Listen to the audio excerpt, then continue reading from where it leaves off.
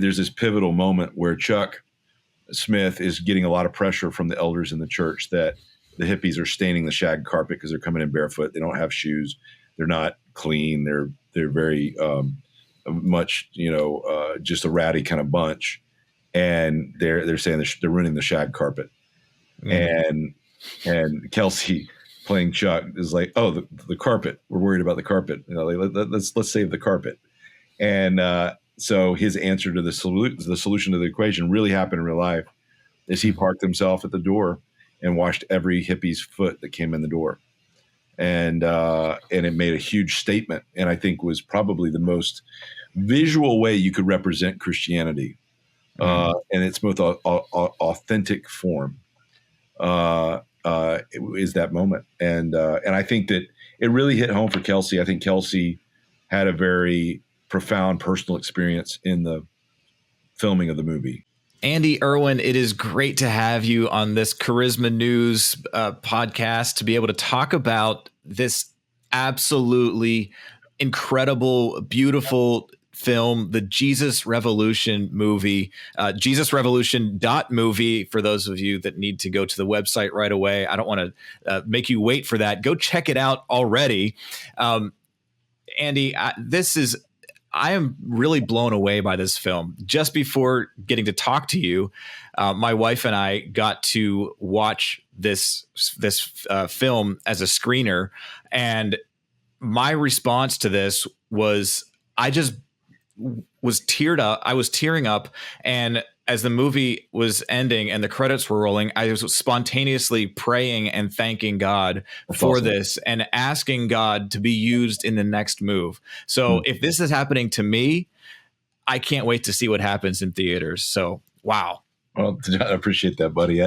It's a timely story. I think that this film represents an inner yearning for so many people, for believers, I think it represents a desire of God, do it again, move like this, like never before. And for people outside the church, especially for a younger generation, it represents the answer to equation for something I think they've been desperately looking for. This was a story of the hippie revival that happened in the 1970s. After people were just burnt out on the free love and kind of sex, drugs, and rock and roll kind of movement, looking for the right things in the wrong places. They were looking for, truth and love and to belong and identity, but they were looking for it in this thing that was a bottomless pit. And when the bottom fell out, they had an encounter with a living God. And it was a moment in time where Christianity was both very overt and it was very counterculture. And those two things shouldn't go together, and they did. And so I think for the people outside the church, it represents a desire for something they don't even know they need, but I think they desperately want. And so it's going to be cool to see what happens. Yeah, I absolutely agree. I mean, I have been in Christian ministry for a while in TV and now working with Charisma Media. We really care about revival and want to see revival happen again. Right now, as we're recording this, it's February 22nd. And just recently, one of the big stories that we've been reporting about is the Asbury revival. Yes, absolutely. That broke out in the 70s, and then the Jesus movement, the Jesus Revolution happened. And now that happened at Asbury now, and the Jesus Revolution movie is coming out. Come on. Tell me about this. What's going on with you guys? Try to tell me that there's not a God. Holy cow. My goodness. It was, the cool thing about the Asbury revival, number one, is I'm so grateful that it happened before the movie's release, because God gets all the credit. It's not something that we engineered. We have nothing to do with it. It's way above our pay grade. And God just sparked it with young people, which is exactly what happened 50 years ago. Right. And so the Asbury ties, in our story, we cover the West Coast portion of the Jesus movement that happened with Chuck Smith and Lonnie Frisbee and the hippies out in the West Coast. Right. But it also simultaneously sparked 50 years ago, February 8th, at Asbury College. And so 50 years later for God to spark that again. And then now to hear that it's spread to, I think last number I heard was 28 different campuses. Yeah. It's at Lee College now. It's it's spread to the West Coast. It's a little bit of everywhere. And so it was at Cedarville. So the exciting thing is to see God creating this revival culture amongst young people. And I think the thing that I love about the Asbury thing is that it's not celebrity driven. Even I saw the story of Carrie Job, the singer, showing up, and they had her sit in the balcony and said, "We love that you're here, but we want this to be led by our students." And just like this, to hear stories like that is fantastic. And I think it's exciting. And I think now on the heels of that, to have our film coming out allows us to harmonize and kind of tell the history of what God did then and the hopes of it sparking even farther. So we get to be a part of that harmony. So I want to talk about the making of this film because, I mean, obviously, anytime that somebody is writing a book or making a film, there's a lot of production that goes into it ahead of time. Yep. Okay. From the time that we're seeing things publicly, the film's been already in production for a long time. Right. And so there's no way that the Asbury Revival started and you guys said, "Hey, let's make a quick film about this." God has been speaking to you guys for years about this film. Tell me about this story, what it means to you and your brother with, the Erwin brothers. You guys have done some amazing films like American Underdog, the I Can Only Imagine. I mean, these films are great demonstrations of faith on the big screen and real stories, and they've done very, very well. But where did you guys say this story needs to be told on the big screen? Well, I think, John, I think the thing that's exciting is just when it comes to something that's so much bigger than any of us, and an idea of revival and God's Spirit sweeping, our planet again in a fresh way.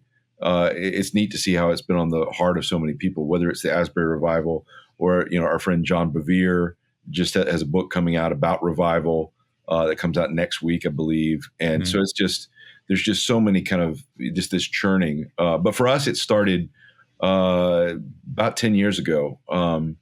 We did a movie called Woodlawn, John and I did, and it was a true story. And it was a story that was set in the 1970s about a school that was hit by this spiritual awakening that was the Jesus movement. It was the tail of it. Hit this school that had a lot of racial tension from the last part of integration and led to the biggest high school football game in the history of the Southeast. And so we kind of told the story through that lens of this one school, kind of that small microcosm. And at the end of the movie, my brother John found this magazine from Time Magazine that on the cover it said the Jesus Revolution. And he traced back 3 years prior to that. And the cover of Time Magazine was an all black cover that just had the words, "Is God dead?" And he just asked the question, what in the world happened in those 3 to 4 years between the two covers? And he started doing the research about what actually happened during the Jesus movement and the genesis and the kind of inception of what happened amongst these hippie kids that the church thought were completely unredeemable. And God brought this one hippie evangelist that came from Haight-Ashbury up in San Francisco, brought him down the coast, and he is a guy named Lonnie Frisbee that's played by Jonathan Rumi from The Chosen in our film. And then he met this old guard pastor, Chuck Smith, whose church was dying, and Chuck's played by Kelsey Grammer. And the two of those men just caught a vision from each other about reaching the hippie culture. And this revival swept the country. So when John found out the rest of that story, and then found out the story about a young Greg Laurie from Harvest Church, and him being one of the initial kids that was redeemed out of the movement, when he found out the rest of that story, he was like, "We have to do this movie." And I was like, we had just finished American Underdog. I was toast.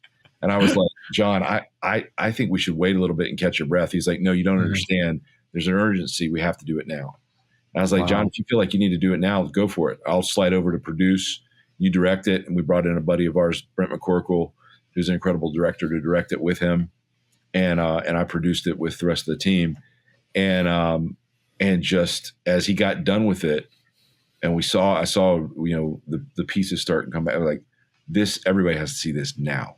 So I've been out on the road for the past 4 months, just beating the drum of this movie is important because it's super timely and it has something to say. So everybody needs to see it. Yeah, I love how this movie is completely about Jesus. Yep. And it's completely evangelistic, but it doesn't ever feel like you're getting the cheesy gospel message that has been just, I mean, not that the gospel message is cheesy, but the way that it's been portrayed has often been that way. Yeah. The delivery is so casual and just real. And like, oh my gosh, like Jesus really does speak to hippies and squares all at the same time. Yep. And they need to work together. And I love how you had Lonnie Frisbee and Chuck Smith, like that conversation they had at the dinner table, at the dining room table, was something that you could just see the old guard break down. And guys, Kelsey Grammer is playing this. You can just see these walls of resistance fall down. And you were like, this is what needs to happen. And it's conversation. It's amazing. Conversation is amazing. That conversation between these two Titan actors playing these two Titans of the movement it was just magic. And it starts with Kelsey Grammer as this kind of old guard pastor with a little bit of a get off my lawn kind of mentality. He just leans over to Lonnie and he says, tell me about your people. And he does it very sarcastically. And Lonnie just lets the guard down and says, my people are sheep without a shepherd. And he proceeds to say, to kind of explain that these aren't the bad kids. These are the kids that are looking for the right things, but in the wrong place. And they need Jesus. That conversation is fascinating. And I think the thing that's interesting, as we've shown the film to a lot of different groups, is it's something that every Christian will see their soul and their history in. But for the people outside the church walls, it's so counterculture that these were the rejects. These were the outcasts. These were the people that the church said, there's no way that hippies can get saved. And in the midst of that, God starts doing this massive work. And so it's very countercultural and very overtly Christian. And so as we showed it to Lionsgate, our parent company that is distributing it, Lionsgate watched it, and our boss at Lionsgate, who's not a Christian, is not really a particular person of faith at all, he watched it and he said, don't change a thing. And he said, everything about this movie is exactly the kind of stories we want to tell. And he said, it's made a huge impact on me. I can't stop thinking about it.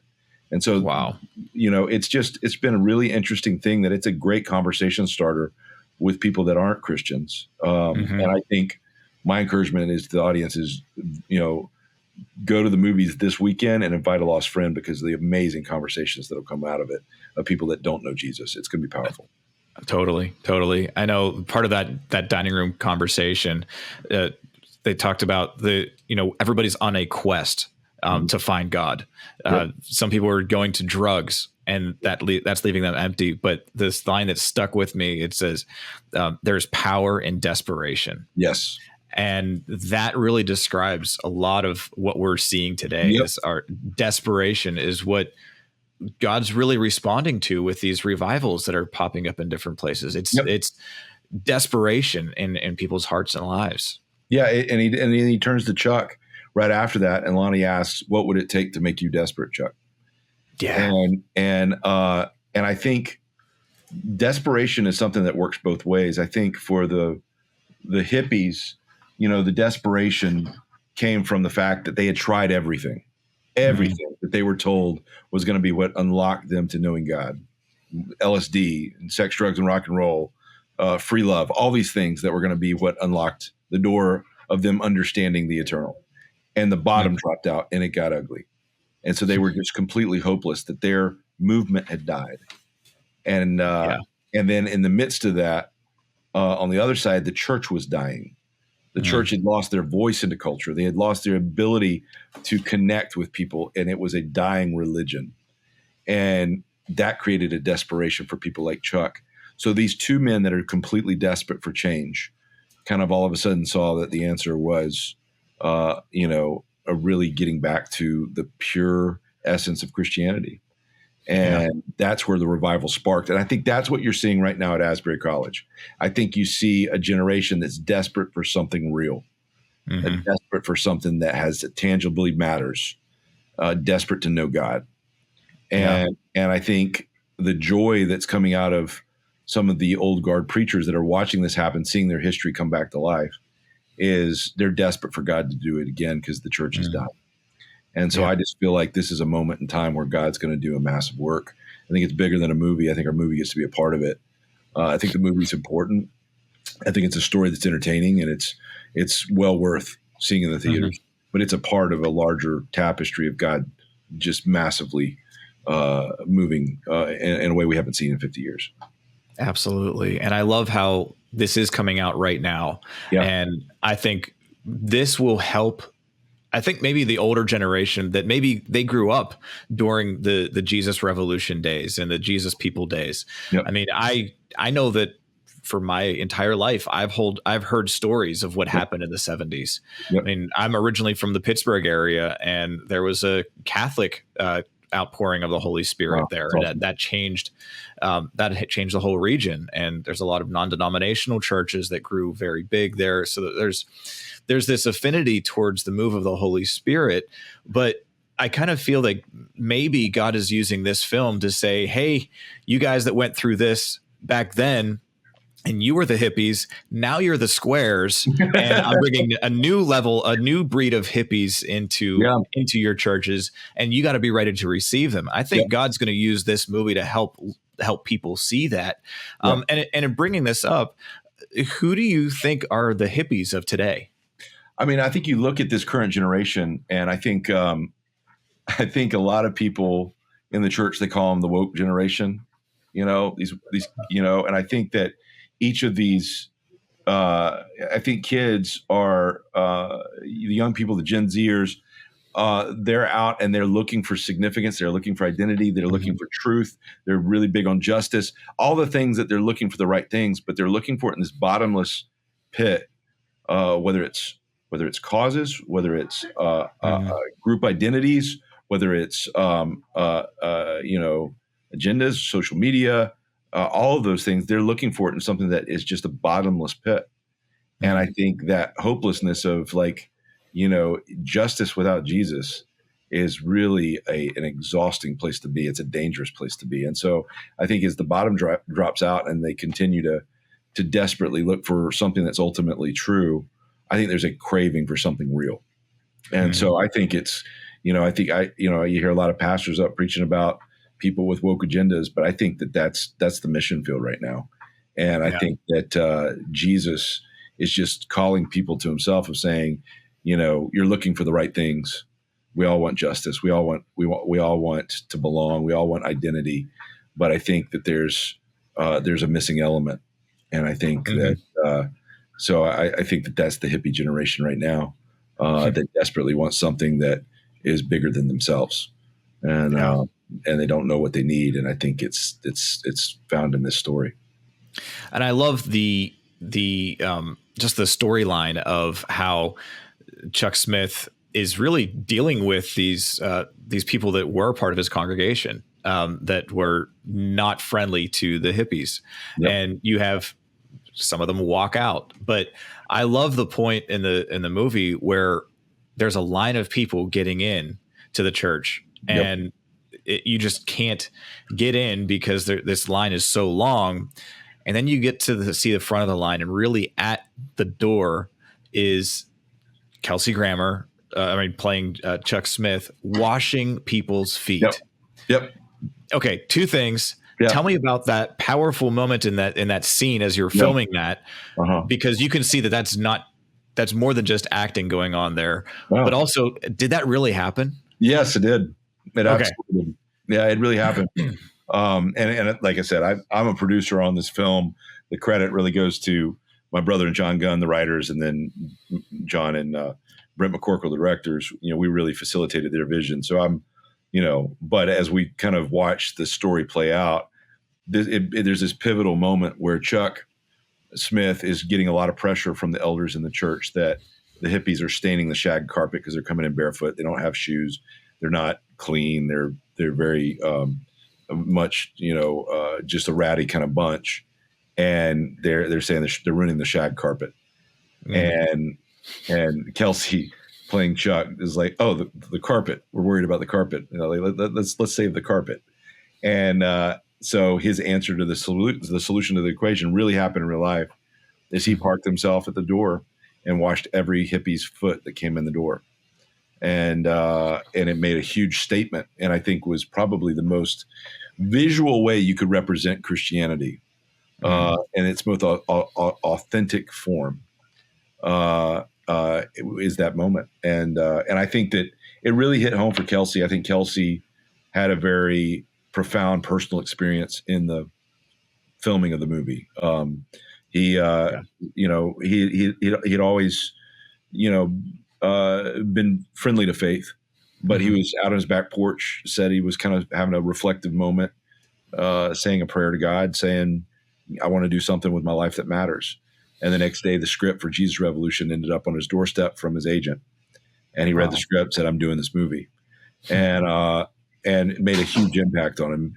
And he was on live with Ryan Kelly the other day, and when he's promoting the movie, and you can see it on YouTube, he breaks down in tears and says, I'm so proud of this movie, because it made such an impact on him. And so, that those moments are not faked. That's very much something that impacted Kelsey personally. And I think it shows up on film, and I think people have to see it on the big screen because there's a couple of moments that will take your breath away.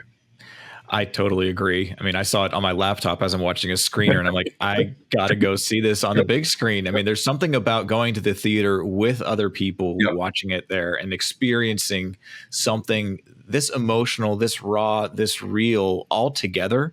I mean, there's a reason people want to gather at Asbury. There's a reason people want to get together in different places, because there is the experiential part of it that is really an important thing. And I'm glad that you brought up the fact that, Kelsey Grammer was on live with Kelly and Ryan, and he broke down. I mean, I started sharing that clip because I was just like, oh my goodness, here's Frasier. He's, I'm so used to him in that role. And now he's playing a pastor that his life was totally changed by opening the door to a hippie.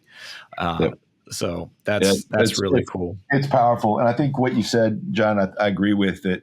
There's just something about seeing it in the movie theater. The communal aspect of watching a movie is so palpable and important. And this movie is one that has that kind of communal experience. We've screened it at this point for groups all over the country, probably a couple hundred times. And we've done some very large screenings, and Lionsgate, generously allowed us to do that. Typically that's frowned upon.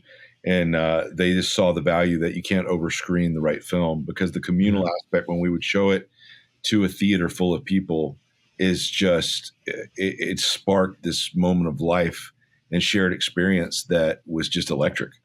And so I think it's one that deserves to be seen on the big screen. And I think this weekend, especially opening weekend, is so important because Lionsgate, all the films that we've done up to this point, whether it's, I Can Only Imagine, I Still Believe, American Underdog, all those films have kind of led to a moment where we pushed it all in the middle of the table and said, let's let it all ride. We're going to make something that's the most overt thing we've ever done. And Lionsgate got behind it, gave us the resources to get this movie made, with a movie that's coming out wider than anything we've ever done, with Jesus in the title. I mean, you can't get over that. And so the fact that that's happened, so much is riding on this weekend for them to determine not just the viability of the movie, but the viability of the audience. Are they going to invest in more films like this? So this is an opportunity for the church, the audience, to stand up and let their vote be counted with their ticket and say, these are the kind of movies we love. And you can do that experience in the theater. And I think this weekend, Jesus could be the headline on Monday morning. And he already is, with Asbury. But I think the headline could continue to grow. And so I think it's exciting to see what God's going to do. Yeah. So we've talked about Kelsey Grammer. He's Yeah. he's one of the big names, Yeah. but the other big name up until a couple years ago was really unknown, and that's Jonathan Rumi, who plays Yes. Jesus in The Chosen. So I mean, and he's well loved in that role. So now Yeah. you have the guy that's best known for playing Jesus in the Jesus Revolution film, but Yep. not playing Jesus. Yes. So just tell me about like the people that you're working with. Tell me about these actors and Yeah. how God's brought them together for this purpose. John and Brent did an amazing job casting this film, top to bottom. There's not a weak link. Like everybody just plays their role to a T. And you know, like you said, Kelsey was fantastic, but Jonathan Rumi, you know, is such a special talent, and so he just, when he signed on for the role of Lonnie Frisbee, this hippie evangelist, it's a shade of Jonathan you'd never seen before. He's mysterious, super funny, very powerful, conflicted, just a very complicated character. But he absolutely steals the show as Lonnie Frisbee. And, you know, and Jonathan's just such a amazing individual. Like, and see, you know, the mantle that's been put on him with what Dallas has been doing with the Chosen has been so cool to see him stand up under that mantle. He's absolutely the real deal. Had a funny moment the other night. I don't think they'd mind me sharing this, but I had a funny moment the other night. We were at a gathering at a friend's house, you know, talking about the movie and having some prayer time. And there's a lot of actors there that are believers. One of those actors was Craig T. Nelson. And so Craig T. Nelson from, you know, The Incredibles and Coach and Parenthood, he's there. And he comes up and he's like, Andy, can you introduce me to Jonathan Rumi? I'm a huge fan of The Chosen. I've just really been wanting to meet him. I want to meet him. And I'm like, yeah, well, I'll introduce you. It's fine. So go over and introduce him. He's like, hey, Jonathan, this is, he's like, oh, he's like, yeah, Craig, so good to see you. He's like, Jonathan, I've wanted to meet you for so long. This is a real privilege. And Jonathan's like, Craig, I arrested you. He's like, what? He's like, I was a guest actor on Parenthood, and there was a scene where you got arrested, and I arrested you. And all of a sudden, Craig's like, my head just exploded. What just happened here? You arrested me on the Parenthood set. I don't know what happened. So it was, there's so many people are a fan of The Chosen, myself included. I was watching episode 3 of season 3 last night, but it's an amazing phenomenon, and Jonathan has handled it so well. But it's a different role for him, this Lonnie Frisbee character, and he plays it to a T. He's such a good actor. And then the rest of the cast, we've got Joel Courtney from Super 8 plays Greg Laurie, and Anna Grace Barlow is an actress that just is magnetic as Kathy. And then Yvonne Franklin plays this Time reporter that's getting the story, named Josiah.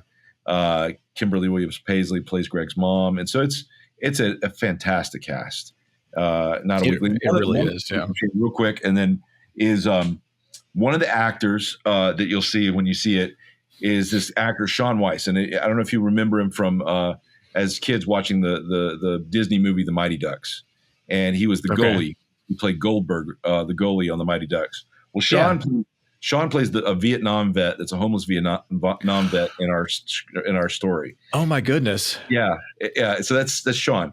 So what happened is Sean, after playing as a kid actor, he ended up having a really rough go of it, ended up addicted to meth and other drugs, and ended up being homeless on the streets of Los Angeles. And last year started trying to get sober and kind of trying to turn his life around. And he ended up doing some social media stuff about it. Well, Lionsgate saw it and saw his story, sent him his info, and said, "You ought to cast Sean in the movie because he's kind of like one of those guys that you're talking about that you're ministering to." So we cast Sean in the movie. He comes in and does an amazing job in this supporting role. Well, long story short, it gets to the baptism scene. And right before he films the baptism scene, he goes up to Greg Laurie and he said, "Can you walk me through how to make this decision for real? I would really like you to help me understand it. I want to make this decision, and I would love for you to really baptize me." And so right before his scene where he's baptized as his character, he became a believer in real life. So it was these amazing moments that happened during the filming. Oh my goodness. And I just saw something in preparation for our conversation here. I just saw an interview that your brother John Erwin and Dallas Jenkins did with Jonathan Rumi. It was I guess a live stream or something, and they were talking about how people were really getting baptized in real life, and they were really like, this was not just something that was done for the film, but it was really happening in real life too. What was that like, knowing that like this is still really happening? This is we can't fabricate this. This is just real. This isn't production magic. Yeah, it was pretty amazing. They filmed, so there's this sacred place called Pirates Cove in Orange County. And it's where the baptisms really they have these mass baptisms. It's this hollowed out beach out of the cliffs that make kind of a natural amphitheater that go down into the water. And it was where they would do these mass baptisms. They still do it to this day there. Mm-hmm. But we went and used that as the location. And as they were filming it and the team was filming it, Jonathan Rumi came up to Greg Laurie. He's like, "Hey, Greg, can you walk me through how to do this for real? Because people are coming up and asking me to baptize them, and I want to make sure I'm doing it right." and so, like these extras that were on set were just having it was just amazing spiritual experiences and saying like, "I want to make this decision for real." And or I want to publicly kind of acknowledge a decision I've already made. But it was really cool to just see moments like that organically happen. And I think it's the power of the story. It's just the stories of revivals tend to spark revivals. And just as people kind of experience this idea of the move of God's Spirit, they had legitimate experiences themselves. So it was pretty cool to watch. Yeah. Now, I did notice a little bit of a cameo that happened, I guess, on the boardwalk there, where you had Paras Patel, I think that's his name, the guy that plays Matthew in The Chosen. Like literally, Jonathan Rumi comes up to him and says, "Do you know Jesus?" And it's just like this moment of like, oh my gosh, this is an Easter egg for every Chosen fan to know what's going on. That was my brother's doing. He decided to just do a little bit of an acknowledgement of the Chosen audience and just kind of an Easter egg for them. So Paris, it's a small role. He was there for a day playing this kid on the boardwalk when they're out witnessing, and it's a fun. It gets an audible laugh from audiences that are fans of the Chosen, because it's a kind of a moment. But Paris, for me, it was kind of a guilty pleasure, because Paras as Matthew in The Chosen is my favorite. Like I go every time I see him, I walk by him and I just whisper, "Matthew's my favorite." And so, the way he plays that character is, especially playing him on the spectrum, and the character that he and Dallas created is so intricate and interesting and beautifully done that it's I absolutely love that character in The Chosen. Yeah, so I want to encourage everybody to go to this film in theaters, get information at jesusrevolution.movie online to see to get all the information, to see where it's playing. I mean, I believe it's playing everywhere. Yeah, it's the widest release. It'll be everywhere. Yeah, since I saw it this morning, just a few hours ago, I've told a number of people, and they've already told me, "Oh yeah, I've got tickets for that already." And I'm just like, wow, okay, this is spreading far and fast, and this is really encouraging. Yeah. So, Andy, you've been working kind of towards this. You said this movie is kind of like all the chips are on the table, and you just put it all in right now. Yep. I know that God has something more for you guys next. Can you give us a taste or a glimpse of what's coming up next, or what things that you believe that God wants to, what other stories does God want to put on the big screen? I think that there's several different things that we're interested in. We continue to try to earn the right to be heard. And so, with each of our stories, we try to figure out, what does this story want to be? And so there's different things that we'll do that are for the family, that have, faith, as a part of it, like American Underdog. And then we have things that we go for where it's just the story serves it for us to go for something very overt. We still want it to be entertaining to the audience and earn that right to be heard. But the thing is like, as believers, we're really kind of stepping into a kind of a new renaissance What I'm excited about, and the thing I'm most excited about with Jesus Revolution, is I didn't direct it. Brent McCorkle directed it with my brother, and Brent's a director that we've been, working with for about 10 years on different projects. He helped me edit Woodlawn, I Can Only Imagine, and the Jesus music. And so and he, helped write and all these things. And now he directed. So to see this next round of filmmakers stepping into those roles and us being able to kind of fuel their stories, I feel like there's an opportunity for us to blow the top off and be able to say, hey, we're going to experience the heyday of faith film. And I think a lot of it just determines that, again, we get the talent is there, the stories are there. It's about the audience voting and the studio pouring resources into it. The stories that we have on the horizon, we're very interested in biblical stuff for sure. I mean, I think I would love to see, what The Chosen has done, continue to see that universe grow. I think it's something my brother's really passionate about. And then for me, my favorite book is a book called Fearless. And it's a New York Times bestseller about a Navy SEAL named Adam Brown and his redemption story, and him going from being a drug addict with 7 felonies on his account to dying a hero's death as a member of SEAL Team 6. And his story has stuck with me for so many years that when we finally got the rights to it, Jason Hall, who wrote American Sniper, is writing the script right now.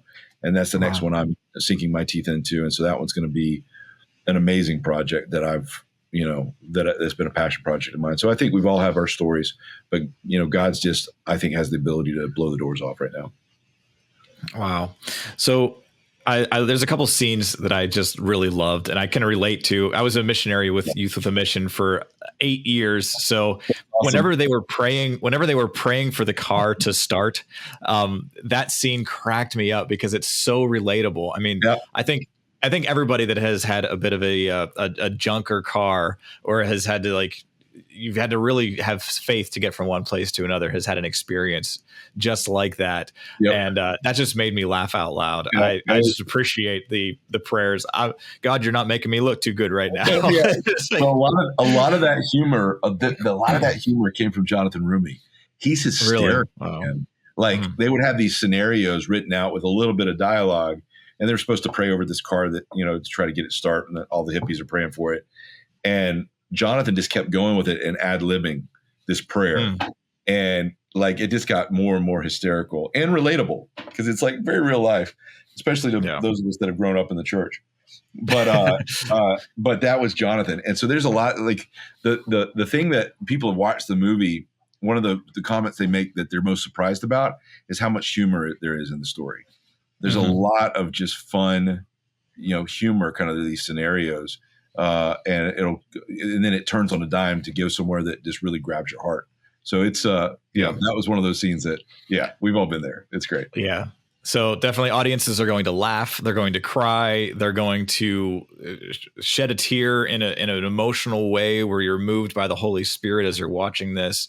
And so I just want to encourage everybody, again, go to jesusrevolution.movie to get all the information to watch. I know you guys are all over social media as well, but go to this film, take a friend, and your life is going to be changed. And I know I just had an emotional experience with my wife watching this film and wanting to be used more by God as a result of watching this. And so if we get a whole bunch of people to have a similar type of experience, I can't wait to see what type of Jesus Revolution 2.0, the 2023 edition, we can really get rolling here. Life is filled with physical and spiritual challenges, but you don't have to be overwhelmed. Your life is changed by the people you meet and the books you read. Let Charisma's roster of spirit-filled books change your life. At mycharismashop.com, you will find works of leading authors and kingdom leaders to enrich your walk with the Lord. From Bibles to bestsellers and prophetic to health and marriage, Charisma has your next spirit-filled book that will change your life. To take your next step with the Holy Spirit, go to mycharismashop.com.